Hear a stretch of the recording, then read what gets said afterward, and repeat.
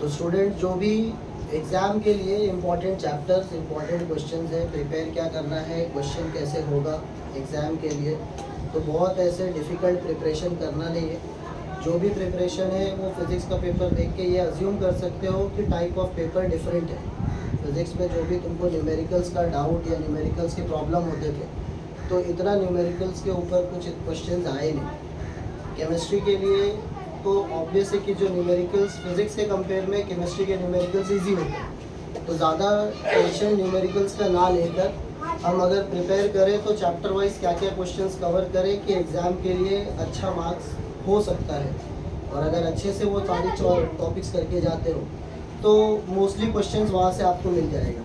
Chapter wise हम लोग review कर रहे हैं कि जो टॉपिक्स कवर कर रहे हैं, जो पढ़ना है हमको, जहाँ पर आप अपने मर्ज़ी से डिसाइड करो कि मैं ये क्वेश्चंस पढ़ रहा हूँ तो ये चैप्टर से ये इम्पॉर्टेंट है और मे भी शायद वो एग्ज़ाम के लिए ना दिखे।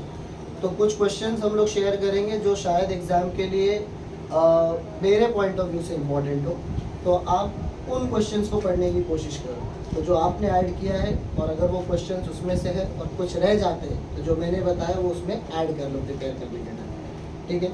तो पहला चैप्टर सॉलिड स्टेट है, तो चैप्टर वाइज जाते हैं हम लोग। सॉलिड स्टेट के लिए टॉपिक्स क्या कवर करने हैं, तो फर्स्ट थिंग सॉलिड स्टेट में आपके पास एक डिस्टिंग्विश है जो क्रिस्टलाइन और अमॉर्फस का है। तो क्रिस्टलाइन एंड अमॉर्फस सॉलिड आप एज डिस्टिंग्विश पढ़ोगे। उसके बाद में जो टाइप्स ऑफ सॉलिड है, तो टाइप्स ऑफ सॉलिड में आयनिक, मॉलिक्यूलर,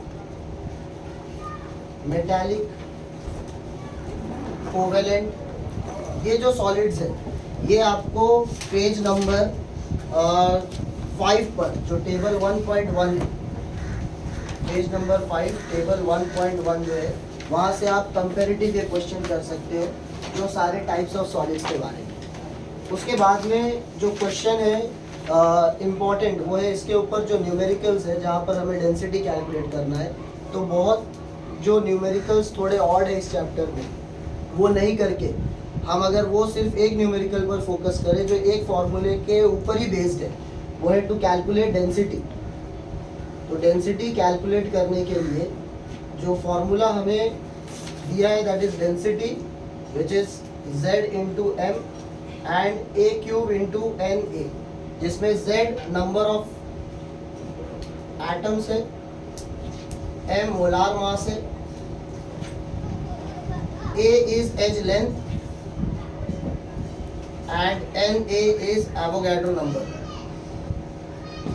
तो अगर आपको कोई ऐसा न्यूमेरिकल दिखा जिसमें आपको डेंसिटी दिया है, मोलार मास पूछा है या बाकी सारे दिए हुए हैं डेंसिटी पूछ रहा है, तो ये एक ही फॉर्मूला है।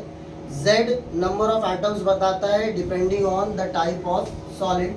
जो SC सिंपल क्यूबिक टाइप है वहाँ पर जो नंबर ऑफ एटम है वो आपको 1, जो बॉडी सेंटर्ड है number of atom 2, face centred में जो नंबर ऑफ एटम है वो है 4। तो आपको ये Z जो है वो ऑलरेडी यहाँ से स्ट्रक्चर के टाइप से पता चल जाएगा। तो ये आपके वैल्यू नंबर ऑफ एटम जो है वो आपको टाइप ऑफ सॉलिड से पता चलेगा। उसके बाद में मोलार मास हो सकता है गिवन हो या पूछा हो, डेंसिटी गिवन हो या पूछा हो, एज लेंथ दिया होगा और वहाँ पर जो एवोगैड्रो नंबर है, तो एवोगैड्रो नंबर 6.022 इंटू 10⁻23। न्यूमेरिकल देखकर गिवन डेटा लिखते हो, गिवन डेटा लिखने के बाद में फॉर्मूला डालते हो। फॉर्मूले के जो भी आप सब्स्टिट्यूट कर रहे हो, जो भी वैल्यूज़ दिए हुए हैं उसको फॉर्मूले में पुट करने के बाद में जहाँ तक आप सिंपल कैलकुलेशन कर पाओ वहाँ तक कर लो। जहाँ लॉग यूज़ करना है सॉल्व करने के लिए वहाँ पर लॉग यूज़ करो। फाइनल आंसर में भी शायद अगर आप नहीं पहुँच पाए तो कोई इतना ज़रूरी नहीं है उसके लिए टेंशन लेना। न्यूमेरिकल्स खाली आपका वो हाफ मार्क फाइनल आंसर के लिए हो सकता है, तो अगर नुकसान हो गया तो थियोरी के बेस अगर आपको न्यूमेरिकल मिल गया तो न्यूमेरिकल आप अगर ये सॉल्व करने जाओ तो जो आपको पता है कि स्टेप्स फॉलो होने तक मुझे आता है, हो सकता है फाइनल आंसर में गड़बड़ हो सकती है, तो उतना ही ध्यान देना है। एक चीज़ जो ध्यान देने के लिए है कि एज लेंथ अगर आपको पिकोमीटर में दिया है तो इसका कन्वर्जन सेंटीमीटर में कर लेना है, क्योंकि बाकी जो मास होगा वो ग्राम में दिया होगा, तो आप सीजीएस यूनिट में उसको कन्वर्ट कर लेना। तो ये पिकोमीटर से सेंटीमीटर का कन्वर्जन, हर न्यूमेरिकल जो सॉल्व एग्जाम्पल दिया हुआ है उसे आप फॉलो करोगे तो आपको पिकोमीटर से सेंटीमीटर में कन्वर्जन उतना ही एक चेंज दिखाई देगा, उसी न्यूमेरिकल को आप फॉलो करो, ठीक है, जो सिंपल इसी फॉर्मूले पर बेस्ड है।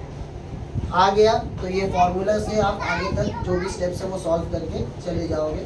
बेसिकली वो लॉग कैलकुलेट करना, आंसर तक जाना, अगर वो पार्ट डिफिकल्ट लगता है तो एटलीस्ट आपको कम से कम यहाँ पर स्टेप्स के जो मार्क्स है, फार्मूले के मार्क्स है वो मिल जाएंगे, ठीक है।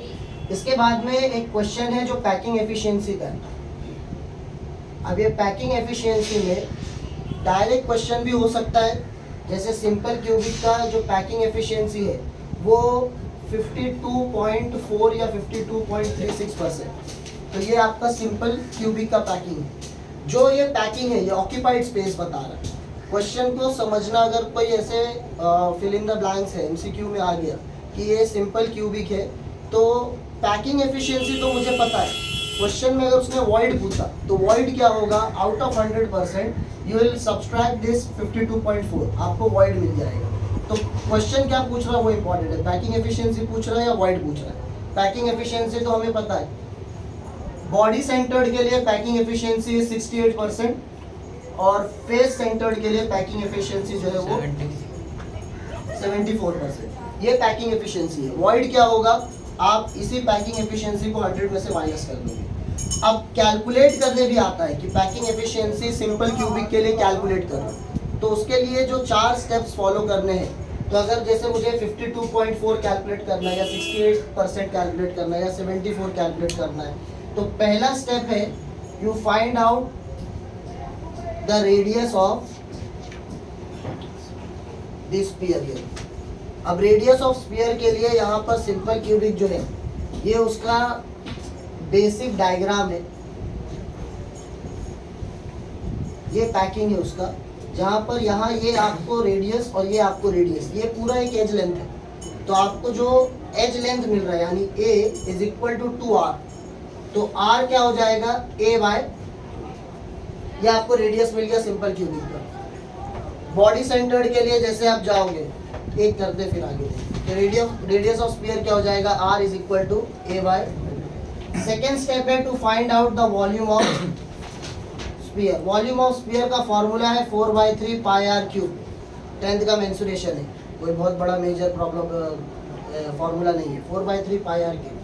इसमें आप r की वैल्यू सब्स्टिट्यूट करो, a/2 का क्यूब, ये सॉल्व कर लो, 4/3 पाई a क्यूब अपॉन 8, 4 2 ये आ जाएगा आपको पाई a क्यूब बाय 3 2 6, ये आपको आ गया वॉल्यूम ऑफ स्फीयर का वैल्यू। उसके बाद में जो भी नंबर ऑफ पार्टिकल है,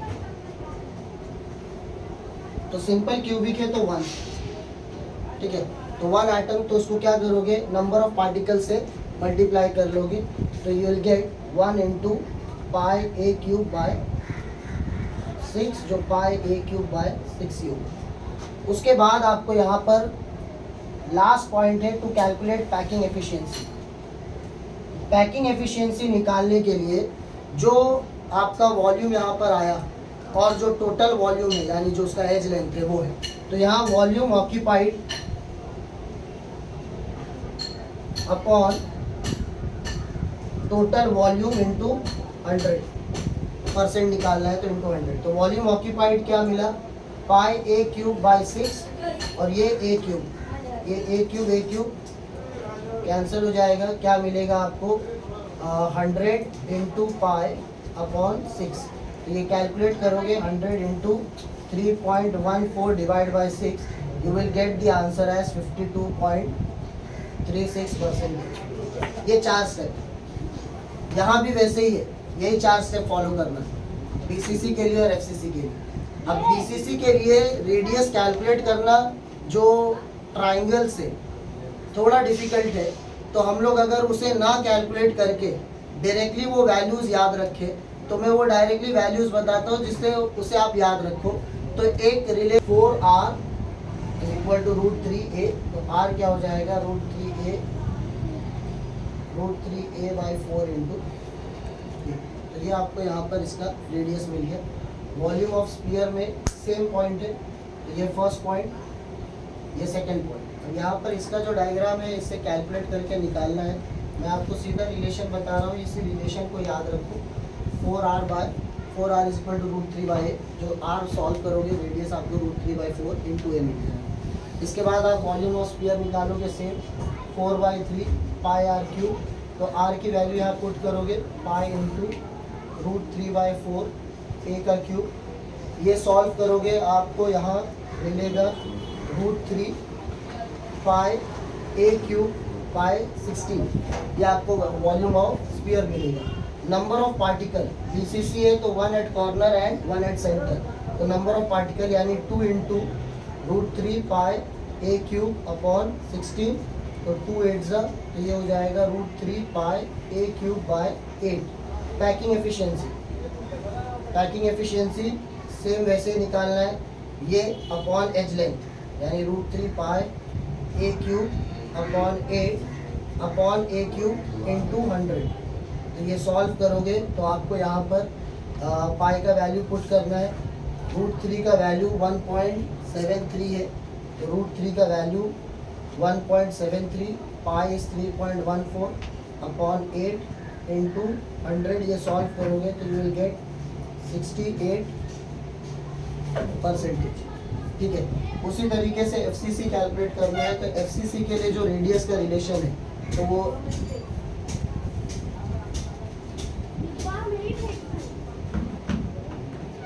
4r is equal to √2a, तो r will be √2 upon 4 into a।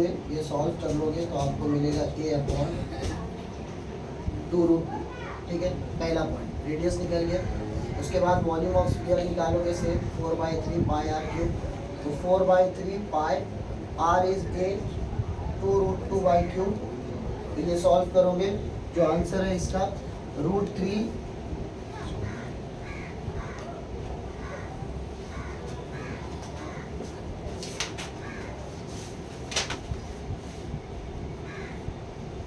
Volume of sphere solve करोगे आपको मिलेगा यहाँ पर पाई a क्यूब 12√2। चौथा पॉइंट पैकिंग एफिशिएंसी, ये लोगे नंबर ऑफ एटम जो कैलकुलेट करना है, तो number of atom face centred के लिए 4 होगा, तो ये क्या हो जाएगा 4 इंटू पाई a क्यूब 12√2, 4 3 जा, तो ये गया पाई a क्यूब 3√2। ठीक है, पैकिंग एफिशिएंसी निकालोगे पाई a cube 3√2 upon a cube into 100।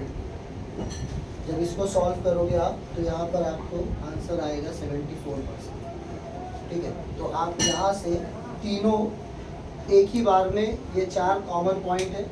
Radius निकालने के लिए दोनों के लिए डायग्राम और जो वे ऑफ कैलकुलेशन है कि हमें वो पाइथागोरस के थ्रू जाना है, तो अगर वो नहीं जाकर, अगर वो पार्ट आपको थोड़ा ऐसे लेंदी लगता है तो आप इतना करके एग्ज़ाम के लिए भी मेंशन कर सकते हैं। ठीक है, तो खाली आपको यहाँ पर दोनों के लिए जो रेडियस का रिलेशन है वो याद रखना पड़ेगा। इसके आगे जो बाकी पॉइंट्स हैं वो सिर्फ सब्स्टिट्यूशन, तो इतने के लिए कोई इसको पैकिंग एफिशिएंसी को छोड़ने की ज़रूरत नहीं है। तो ये आप कैलकुलेट करके भी कर सकते हैं। न्यूमेरिकल्स के लिए भी आप इनके बीच में कोई जो वैल्यूज़ है वो भी पूछेगा तो वो यूज़ कर सकते हैं। MCQs में अगर कुछ इससे रिलेटेड पूछा तो वो भी कर सकते हो। तो ये पैकिंग एफिशिएंसी छोड़ने से बेटर है, आप इसको कंपेरेटिव करने जाओगे तो हो जाएगा सॉलिड्स के। उसके बाद में जो नेक्स्ट टाइप ऑफ क्वेश्चन है वो है इसमें टाइप्स ऑफ डिफेक्ट। तो टाइप्स ऑफ डिफेक्ट में जो नाम है शॉर्टकी और फ्रेंकल वो करने हैं। उसके अलावा और भी जो कुछ क्वेश्चंस डिफेक्ट्स के ऊपर है, वैकेंसी, इंटरस्टिशियल और बाकी सब चीज़ें, तो वैसे कर सकते हो। टाइप्स ऑफ डिफेक्ट के बाद में यू फाइंड सेमीकंडक्टर। सेमीकंडक्टर के 2 type, P and N type. तो इसको भी लर्न करने के लिए एक डिस्टिंग्विश वे में याद करो ताकि दोनों याद हो जाए। तो P टाइप पूछा तो वो, N टाइप पूछा तो वो वैसे लिख सकते हो। ठीक है, तो ये आपके सॉलिड स्टेट के जो चैप्टर से क्वेश्चंस हैं। अपार्ट फ्रॉम दिस डेफिनेशन है unit cell, band gap, valence band, conduction band. Semiconductor में डेफिनेशन है एक्सट्रिंसिक सेमीकंडक्टर और इंट्रिंसिक सेमीकंडक्टर। इंट्रिंसिक सेमीकंडक्टर, तो ये सेमीकंडक्टर के डेफिनेशन है। तो ये क्वेश्चन ऐसे हैं जो देख कर जाना है। मैग्नेटिक नेचर, मैग्नेटिक बिहेवियर बताने के लिए डायमैग्नेटिक, पैरामैग्नेटिक, फेरोमैग्नेटिक के एग्जाम्पल्स के साथ, तो डाई मैग्नेटिक, पैरा और फेरो, तो डेफिनेशन विद एग्जाम्पल। ये सॉलिड स्टेट के लिए प्रिपरेशन है, ये सॉलिड स्टेट के लिए करना है, ठीक है। तो सॉलिड स्टेट में इतना क्वेश्चन कवर करते हो तो आप ऑलमोस्ट एक टाइप ऑफ न्यूमेरिकल भी कर रहे हो, पैकिंग एफिशिएंसी पर भी क्वेश्चन कर रहे हो, इस पे जो एमसीक्यूज हो सकते हैं वो भी आप कवर कर रहे हो। मैंने बताया कि ये पैकिंग एफिशिएंसी है। अगर इसका वॉइड पूछा गया तो void is that empty space, hollow space, तो जितना स्पेस लेफ्ट है वो वॉइड है और जो ऑक्यूपाइड है वो हमने यहाँ परसेंटेज लिखा। तो 100 में से 52.4 माइनस किया तो वॉइड मिलेगा एससी का, बीसीसी के लिए 100 माइनस 68 और एससीसी के लिए 100 माइनस 74। तो ये आपको वॉइड मिलेगा पहला लेसन, ठीक है।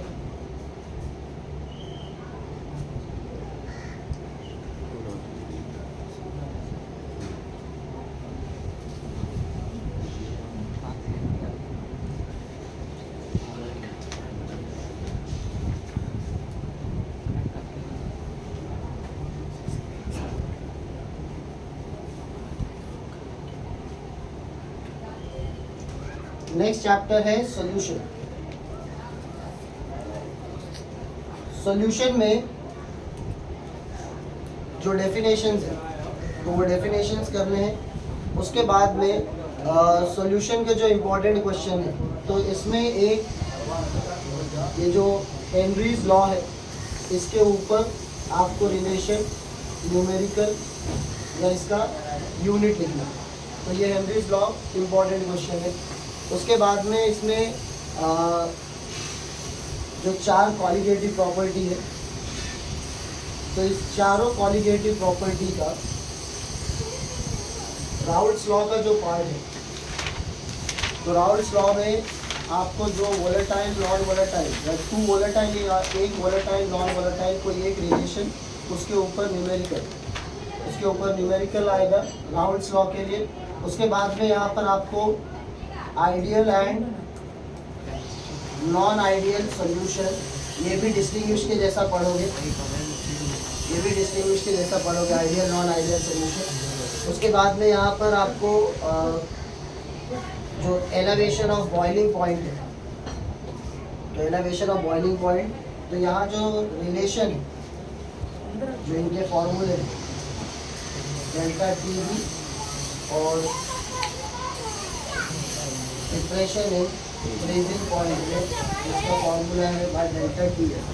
तो डेल्टा टी बी के ऊपर जो फॉर्मूले हैं, डेल्टा टी एफ का जो फॉर्मूला है उसका न्यूमेरिकल, ठीक है, उस पर न्यूमेरिकल। ऑस्मोटिक प्रेशर,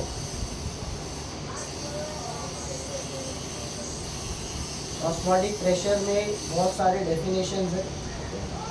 इसमें एक टॉपिक है जो न्यूली एडेड है, रिवर्स ऑस्मोसिस। तो 1 या 2 मार्क के लिए वो रिवर्स ऑस्मोसिस एक नया कॉन्सेप्ट है, तो वो पढ़ के जा सकते हो। अपार्ट फ्रॉम दिस जो बैंड हॉफ फैक्टर और उसका रिलेशन विद डिसोसिएशन, तो जो डिग्री ऑफ डिसोसिएशन के साथ में उसका रिलेशन है, तो alpha is equal to i minus 1/n-1।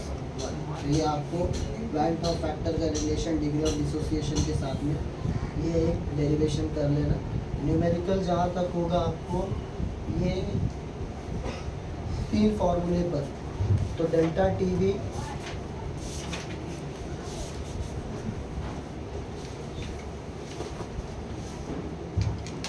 is equal to 1000 into kg into W2 upon W1 into end. तो ये delta T B boiling, freezing के लिए ये टी एफ हो जाएगा, ठीक है। तो ये फार्मूला है, इसी फार्मूले के ऊपर न्यूमेरिकल होगा। जैसे मैंने सॉलिड स्टेट के लिए बोला वैसे इसके लिए भी न्यूमेरिकल है। गिवन डेटा लिखना है, वैल्यू सब्स्टिट्यूट करना है और सॉल्व कर लेना है जहाँ तक सॉल्व होगा। ये इजीली सॉल्व हो जाते हैं, आप लॉग यूज़ करके फाइनल आंसर तक भी इजीली पहुँच जाओगे। Delta T B delta T, ठीक है। चैप्टर सोल्यूशन कॉलिगेटिव, कुछ मॉडिफिकेशन है। तो modification of colligative property by Van't Hoff. Van't Hoff factor is I. तो मॉडिफिकेशन क्या हुआ, जितना भी लोअरिंग ऑफ वेपर प्रेशर और elevation, boiling point, freezing point, osmotic pressure के जो फार्मूले हैं, every formula will be multiplied by I. ये मॉडिफिकेशन कॉलिगेटिव प्रॉपर्टी, ठीक है। तो ये सॉल्यूशन के लिए कवर करना है। नेक्स्ट चैप्टर जो है आयनिक इक्विलिब्रियम। तो आयनिक इक्विलिब्रियम में जो डेफिनेशन एसिड बेस का कॉन्सेप्ट है, Arrhenius, Bronsted Lowry, Lewis, conjugate acid base pair का रिलेशन मस्ट है। कॉन्जुगेट एसिड बेस पेयर का रिलेशन मस्ट है। ऑल ऑफ दिस जो भी एसिड के type, strong base, weak base, इनके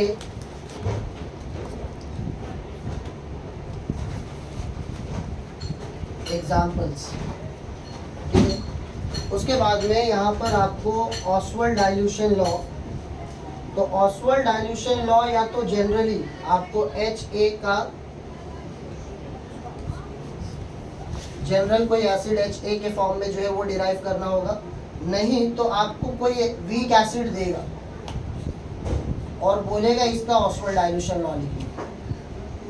तो इसमें कुछ भी ऐसा अलग नहीं है, खाली जहां आप H+A- यूज कर रहे थे वहां आप अब इस तरीके से सब्स्टिट्यूट कर दोगे वैल्यूज। बेस के लिए अगर है तो BOH, B+OH-। इसके लिए अगर कोई एग्जांपल दे दिया उन्होंने तो NH4OH, तो NH4+, कोई भी एक एग्जांपल दे दिया। तो ऑसवाल्ड डाइल्यूशन लॉ एसिड और बेस के लिए, तो एसिड का या तो जनरल फॉर्म दे, बेस का जनरल फॉर्म दे, या एसिड और बेस के लिए आपको यहाँ पर कोई भी इक्वेशन देकर पूछ सकता है।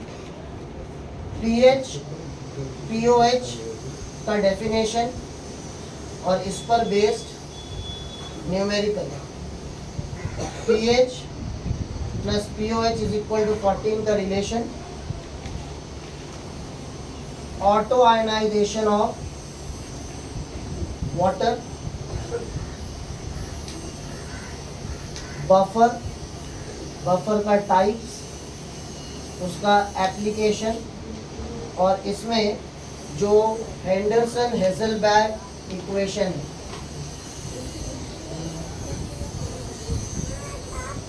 हेंडरसन-हेज़लबैग इक्वेशन जो है, तो to calculate pH is equal to -pKa plus log of salt upon acid, और POH is equal to pKb plus log of salt upon base. ये न्यूमेरिकल होगा। तो वो सारे वैल्यूज दिए होते हैं न्यूमेरिकल में, आपको खाली सब्स्टिट्यूट करना है और सॉल्व कर देना। तो इसके ऊपर भी जो न्यूमेरिकल है कोई बहुत डिफिकल्ट नहीं है। अगर आपको pK वैल्यू यानी डिसोसिएशन कांस्टेंट दिया है, सॉल्ट और एसिड दिया है, तो आप उसे खाली सब्स्टिट्यूट करके सॉल्व कर सकते हैं, ठीक है। यहाँ पर ये बफर टाइप्स, सॉल्युबिलिटी, प्रोडक्ट और ये कॉमन आयन इफेक्ट का डेफिनेशन एक बार गो थ्रू कर सकते हैं, ठीक है। तो ये आपको आयनिक इक्विलिब्रियम में टॉपिक जो है वो कवर करने पड़ेंगे। तो सॉल्यूशन और आयनिक इक्विलिब्रियम, ठीक है, सॉल्यूशन और आयनिक इक्विलिब्रियम।